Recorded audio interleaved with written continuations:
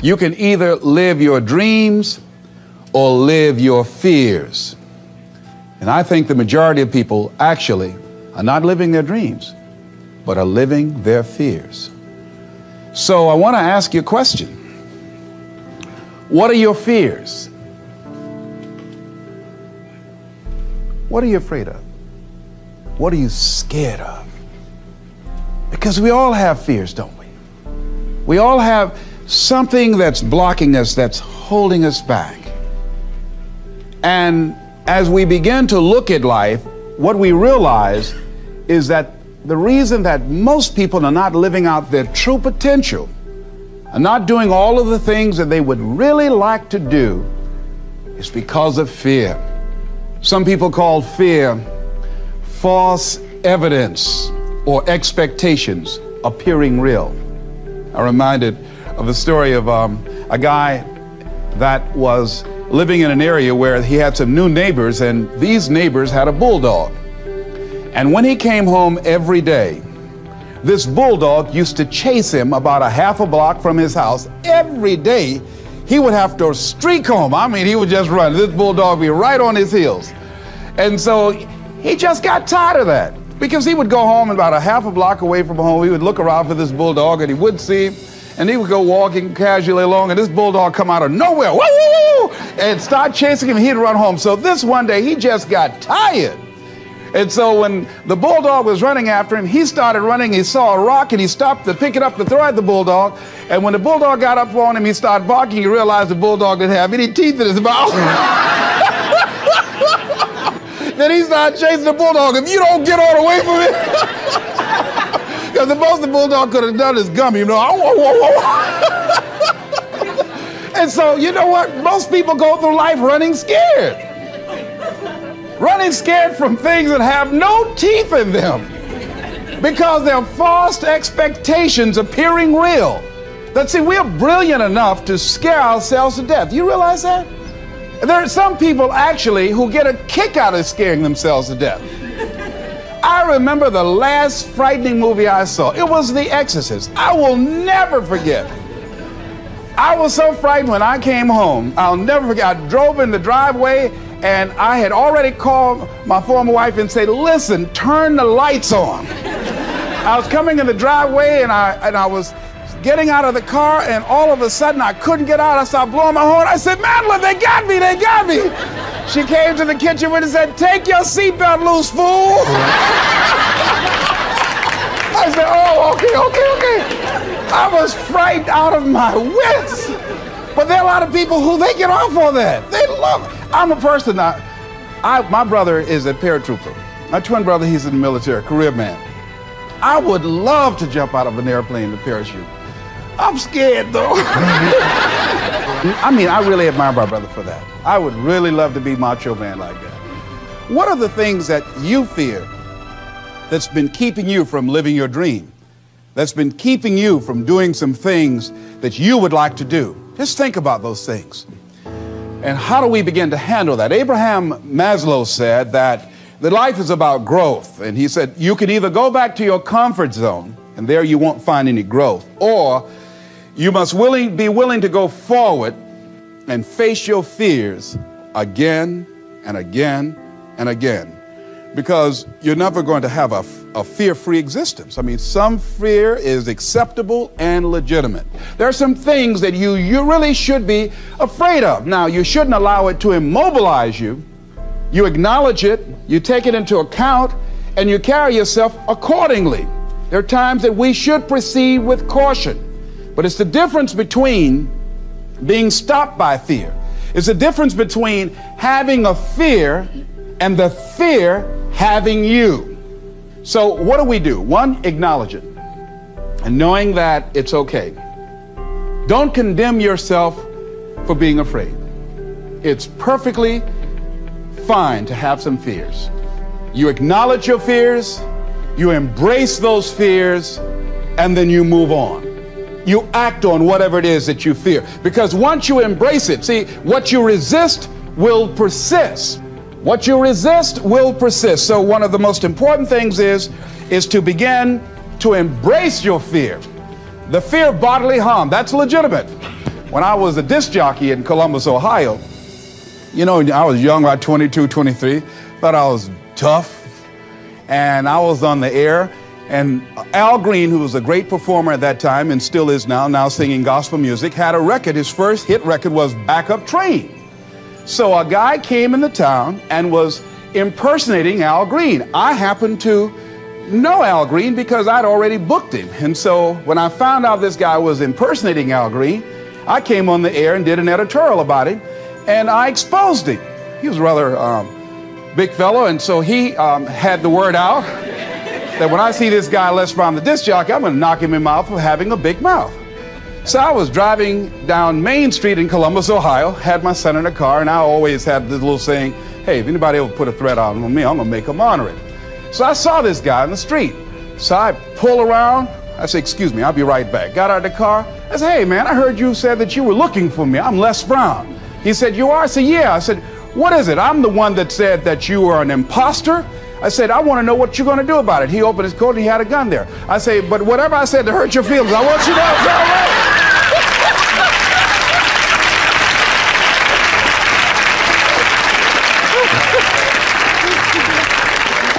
Acknowledge your fears, carry yourself accordingly,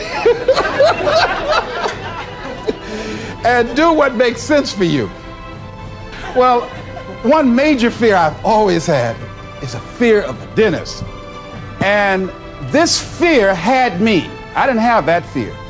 And what really reinforced it, you got to watch things that can feed your fear. I saw a movie that most people would not remember.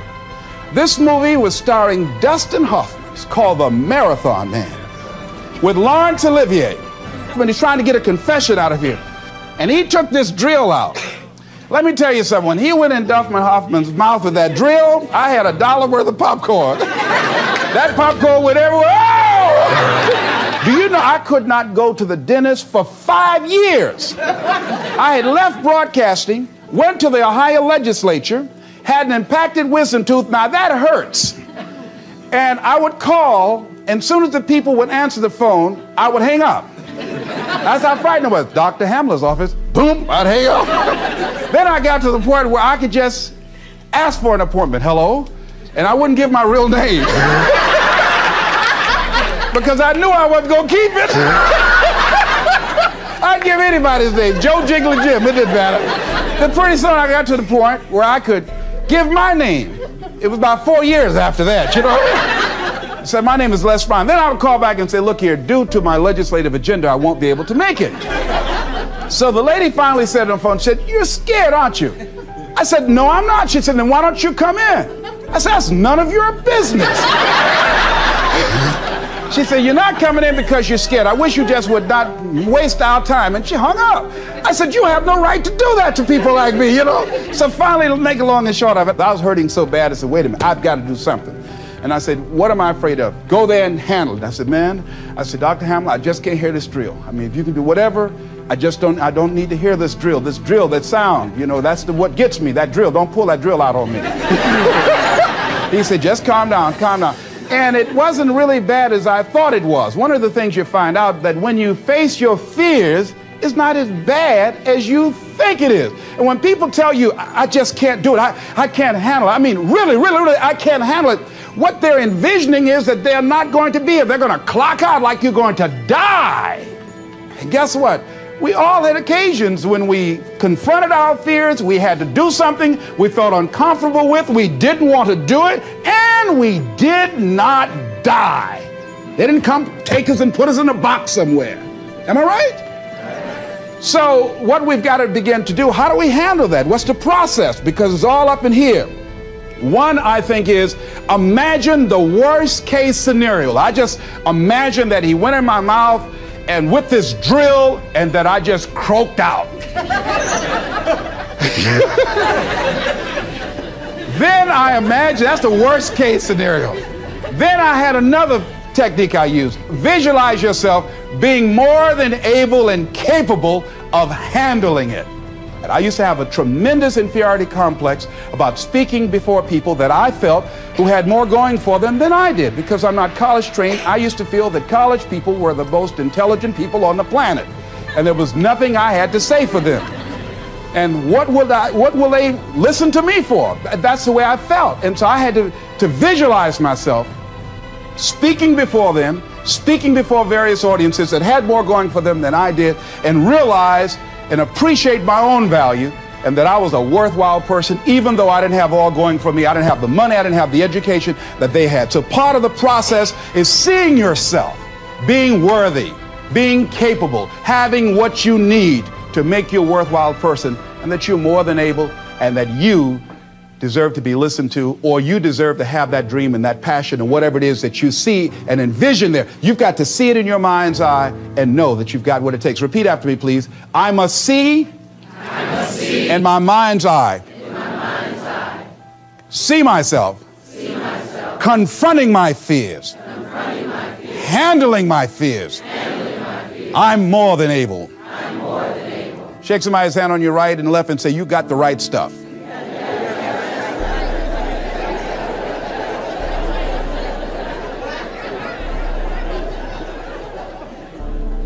So deciding as you look at your life, as you look into the future and say, what fears am I holding on to?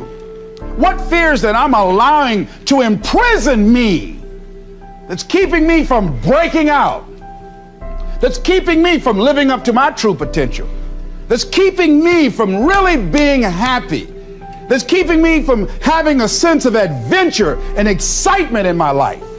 What's keeping me from controlling my destiny? What fears that I'm giving that permission to?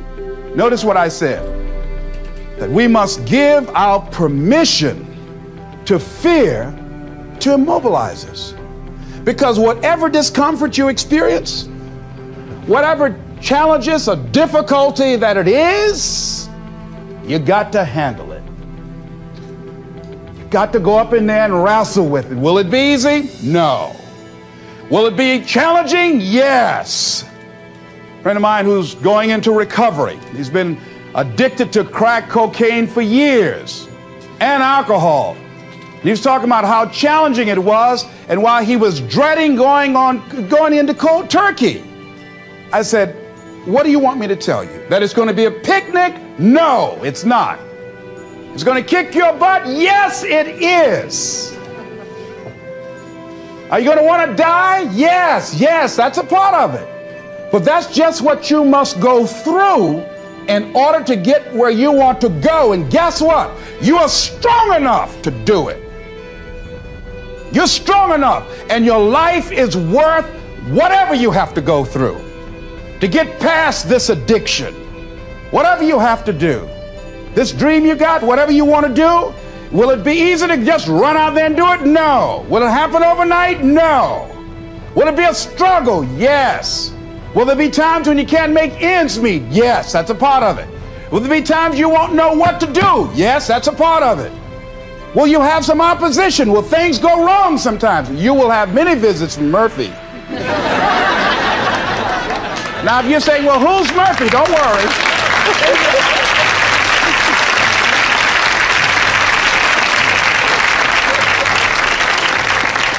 Somebody must have told us someplace along the line, I don't know where, but somebody must have told people, oh, life is going to be real easy. No, if they told you that, I've got a special announcement. They lied. I'll never forget, I had a special piece of legislation I wanted to get passed, and I said to a guy, I said, look here, can I count on your vote? He said, yes, and look here, if I can't count on it, let me know. There's another guy that owes me a chip, and I can call on that. And I won't need your vote, but I do need it. If you say you're going to do it, do it. He said, you can count on it. Legislation came up. He voted against my bill. My bill passed. I went back to him and said, hey, I told you I needed the vote, but if you couldn't give it up, let me know. I would get somebody else. I said, why did you tell me? He said, I lied. I was in shock. How many of you that life just wore you out? That you didn't expect that? You thought you'd go to school, get good grades, get a job, and you came out here and you'll be able to get a job and live happily ever after, and you say, they lied. Yes, they did. They never told me, you know that song said, Mama told me there'll be days like this. They They didn't even tell us that. Isn't that something about life is challenging? I mean, it's some stuff you get out here, you didn't read it in a book nowhere. Didn't nobody warn you that it was going to come down on you like this. That's called life. There are all kinds of challenges like that. So what's the next piece is that you accept yourself, then you accept the fear as a fact and not a force. See, when you accept yourself and you accept fear as a fact, that means that it's something that happens. It's something that you're going to experience, but it is not a force to hold you back.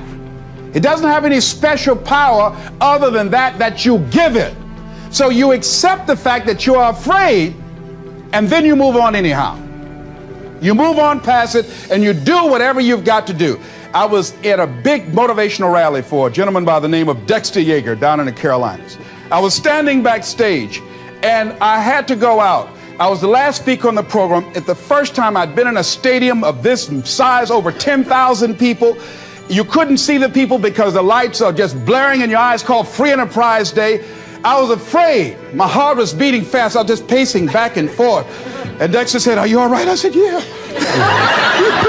"Yeah, I'm all right." So I said, "Wait a minute, just calm down. Calm yourself. Hold a minute. It's all right, Les. It's all right. All right. Just be as scared as you can be." See, that's why I say embrace that fear. Just try and see how scared you can really get. And start breathing deep.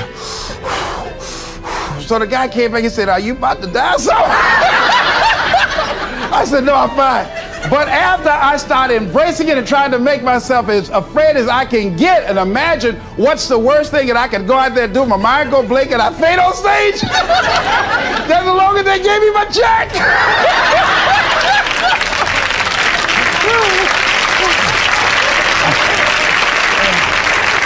But once I started laughing at myself, I started talking to myself. I said, "You know you scared today?"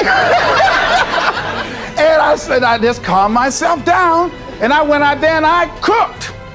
And that's what you got to do. I had another experience where I was at a major corporation, and it was one of my first major presentations I was going to do for this corporation. And I had 4 other presenters that had large firms.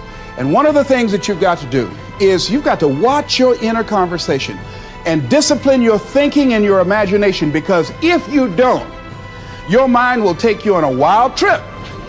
So my mind said, "Hey, Les." I said, "What?"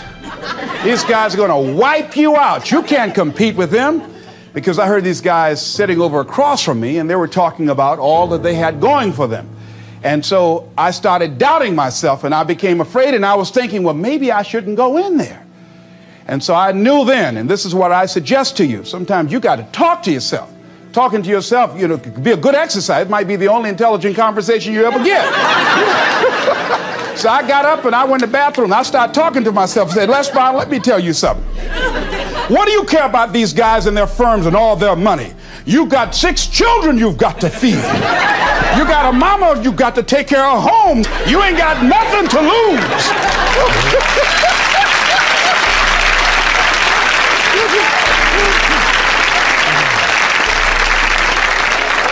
I went in that room and looked at those people. I said, "Don't you do nothing till you hear from me." And I got that contract too.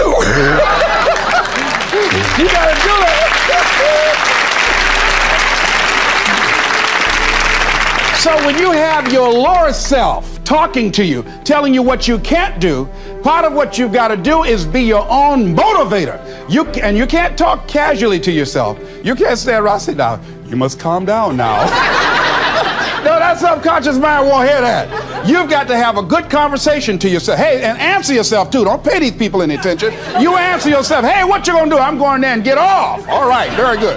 Go in there and take care of business." You've got to talk to yourself, and you build yourself up, and you'll feel your energy level coming up, and people will feel that around you. See, now, if you go through life being afraid, people can sense that. They can pick up that fear. So that's why you've got to stand up inside yourself. I'm reminded of the little boy that was on a bus, and some bigger fellows were picking at him, and so he wanted to move from by them. They were thumping him on the head, and so he stood up just to get from by them, and they would push him back down, and he would stand up again. They push him back down, and he stood up again. They pushed him down, held him down. He said, "You might hold me down, but I'm standing up inside myself." And that's what you got to do in life. See, when you are not filling your life with the things that you are capable of doing, see, we all have some stuff that we've been given. And I don't think that it's optional for us to sit on what we have. See, if you're sitting on what you have, what you've been given, and I think everybody's been given something to bring to the planet, that only you can do that, only you can perform that, only you can initiate that activity. And if you don't do that, if you're not filling in your life with your life work or your mission, then there are gaps in your life. And what we do when we're not living out our true identity, we begin to fill the gaps. We fill the holes with garbage, alcohol, drugs, worry, self-destructive behavior. So when you begin to look at your life and you know that you're not doing what you can do because you have allowed yourself to be held captive by your fears. Now, when you don't have a true appreciation and acceptance for who you are, and you allow yourself to be immobilized by fear, what happens in the process is that you begin to abuse yourself. You begin to sabotage your life, you begin to sabotage your dreams, you begin to unconsciously work against yourself. You become your own worst enemy. So what do you do about that?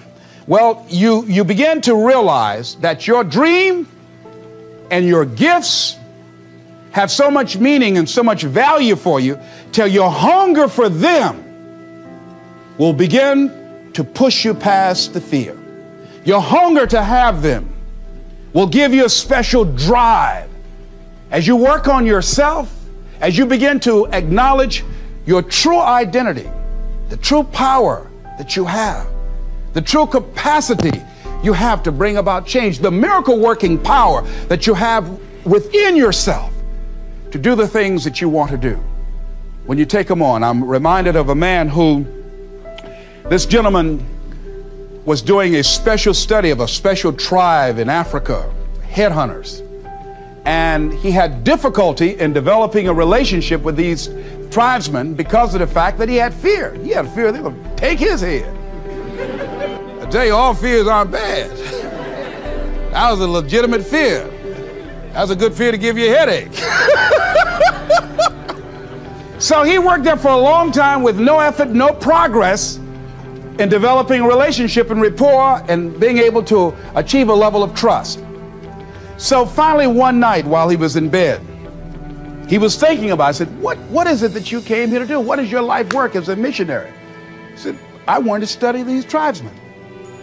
He said, what's the worst thing that they can do to you? Kill you. And he just decided, hey, this is what I came here to do. I know that there's some risk involved, and I'm going to do it, come what may. He said, I'm not going to be afraid anymore. He went back the next day, and he started doing the work and trying to talk to and interview many of the members of this tribe. And they began to respond to him. They threw out the welcome mat to him. And years later, when people came to see what his progress was, they asked him, how were you able to do this? How did you convert the relationship from being hostile to that of being positive? And he said something I think has value for all of us. He said, when life can no longer threaten you with death, he said, what else is there? What else is there? And the majority of the fears that we have are not life or death fears. They're not those kind of fears. But through our imagination, we blow them out of proportion and we give them more power than they actually have or deserve, and we permit them to govern our lives. We permit them to determine how far we can stretch out on our dreams and discovering our stuff. And as we begin to look at ourselves and begin to, wait a minute, just getting to the point as you assess yourself and begin to prove yourself and just say, wait, hold a minute. I've been sweating this out. What's the worst thing that can happen to me on this? Will it kill me? Will I die? Why am I going through all of these changes over this? How much power does this really have? And am I the one that's feeding the power into it? See, a lot of times we allow ourselves to be fed and to be programmed into being afraid. I mean, you watch the news and read the newspaper, you'll be scared to come out the house. Am I right? You'll be afraid. So what kinds of things, what kinds of thoughts are you feeding your consciousness? What kind of things are you putting in your mind that will enable you to either move forward or to justify why you're staying where you are? Another piece that I look at, that when I finally decided that I was going to go to the dentist, the pain was so great. I couldn't hold out any longer. All of a sudden, the fear didn't matter. I can't but take me.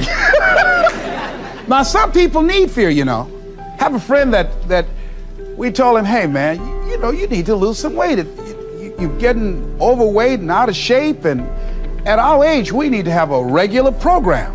And Bud said, man, I've been fat since I was a little boy. I'm big bone. I've never seen a fat skeleton, though, you know. Well, Bud became ill. How many of you ever seen a fat skeleton? Raise your hand. I know, all right. Bud became ill, passed out, and I was there, and the doctor was talking to him. And Bud, I think, was going to go right back to same old eating habits and doing everything. You know, they said, look here, you are a diabetic. He said, now here's some of the side effects. You know, you could go blind, you can become an amputee. None of that touched him. He said, you can become impotent. He said, what did you say? Bud has lost weight. He exercises every day. He's into body sculpturing.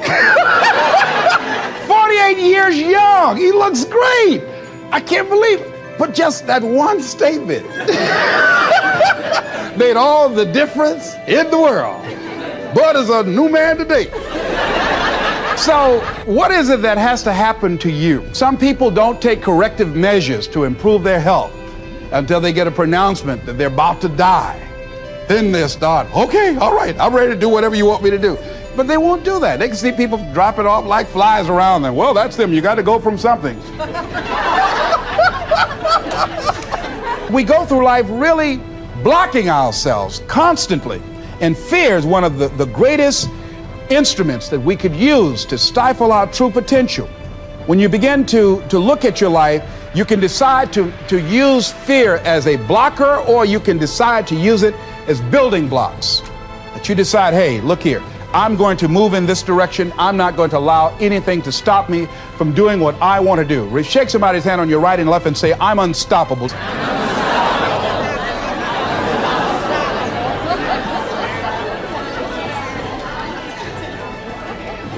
See, when you begin to understand and acknowledge your fear, and you go forth anyhow, you go forth in a spirit and a knowing that there's a way that you can begin to handle this. There's a way out here somewhere. There's a solution. What it is that you're seeking, that you have the capacity to whatever comes up, to handle it, to face it. And rather than feeling powerless, you begin to feel powerful. See, when all of the major downsizings that are taking place around this country, there are a lot of people who are biting their fingers in fear that they might lose their jobs. But there are few people who have decided within themselves, I'm going to make it. Some people aren't waiting to be cut. Some people are moving on their own because they feel within themselves, I've got what it takes to make it. They're not afraid about tomorrow because of how they see themselves, because of what they feel that they deserve, because of what they feel that they can create for themselves. Because these people have decided, as they look at the future, as they look at themselves, there's a way. Where there's a will, there's a way for me to begin to create a way out of no way. And when you have that kind of consciousness, when you have that kind of spirit, nothing can stop you. Nothing. What would your life be like as you look toward the future if you decided, I'm not going to allow my fears to stop me? what would your life be like? What would your future be like if you decided to want that which you desire so strongly that it prepares you past your fears, that you experience the fear, as the one book says, feel the fear and do it anyway? What would your life be like? And I'm saying to you that all of us who have been entombed by fear have the capacity to resurrect ourselves and to resurrect our dreams. All of us have the capacity to do that.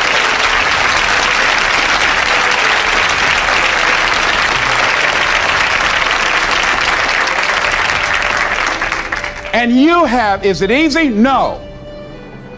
It's not easy. Can I do it? Yes. What's one of the ways to get started? Some of us need somebody to hold our hands. Sometimes we need somebody to help us out. Be willing to say, I don't know. Be willing to reach out. Be willing to get some assistance to take you to the next level. What great athlete. You never expect boxers to make profound statements. I think it was Joe Frazier who said this one. He says, all of us are like the blind man at some point in our lives standing on the corner waiting for somebody to lead us across.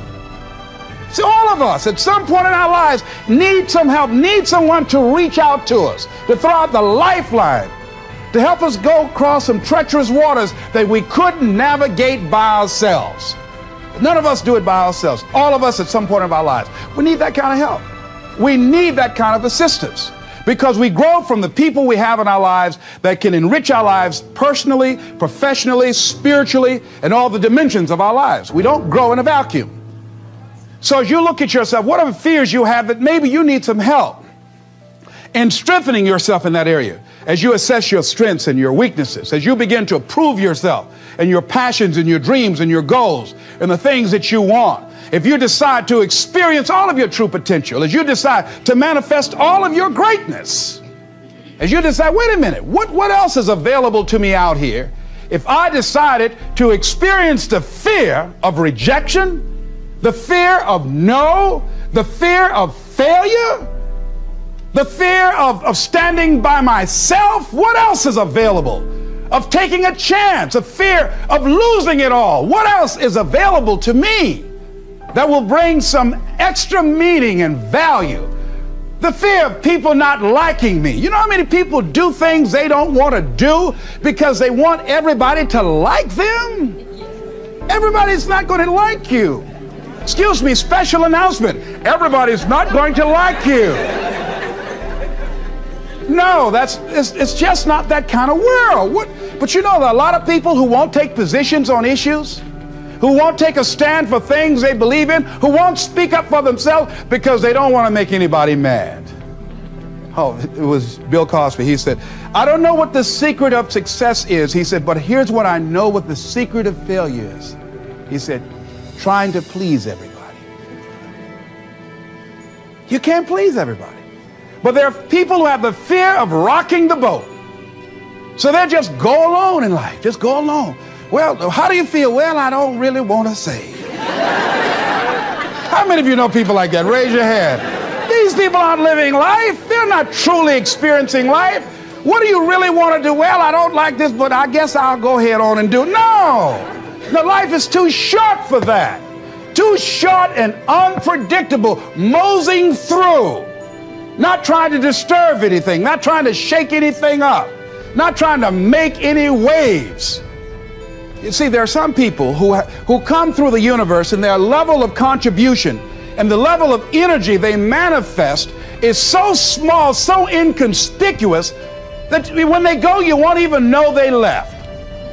I mean, there are people who die on jobs and you say, hey, where's John? Oh, John's been dead 6 months. You're kidding. No. Is that right? Yeah. I didn't know. Why didn't somebody say, well, I guess we didn't miss him. But there's some people, because of their personality, because of their contribution, because of the investment of their time and their energy and the impact they have there, that when they go, everybody will miss them. See, when Mother Teresa checks out, everybody will know. When Rosa Parks, Everybody will know. Nelson Mandela, everybody will know. Why? Because of their contribution. See, but there's some people, because their contribution is so small, no one will care. So I'm saying, before you are boxed and buried, decide that you're going to box and bury your fears. Decide that you're going to begin to live life on a new level, seeking out new horizons, that you're going to find more love and more joy and more ways to give more to life. Guy said something, I love this. He says, everything a man does for himself, guess what? He takes with him. But everything he does for others, he leaves behind.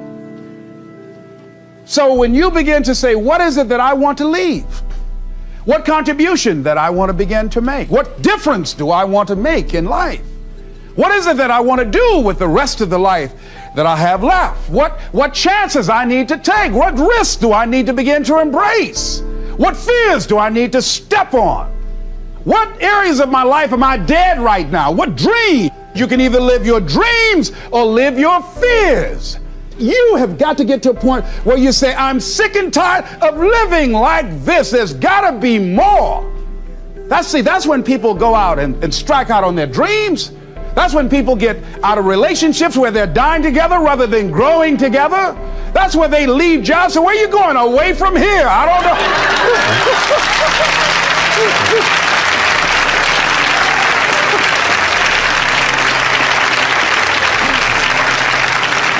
Do you have another job? No, I don't. How are you going to make it? I don't know, but I will. See, you will when you put yourself in that kind of situation. I'm reminded of two frogs that were hopping down the road, and they fell into a bottle of milk. And one was hopping up and down for a while, and he drowned. He just gave up. But this other frog just kept on kicking. He wouldn't give up. He just kept on kicking. And pretty soon he churned that milk into butter, and he walked on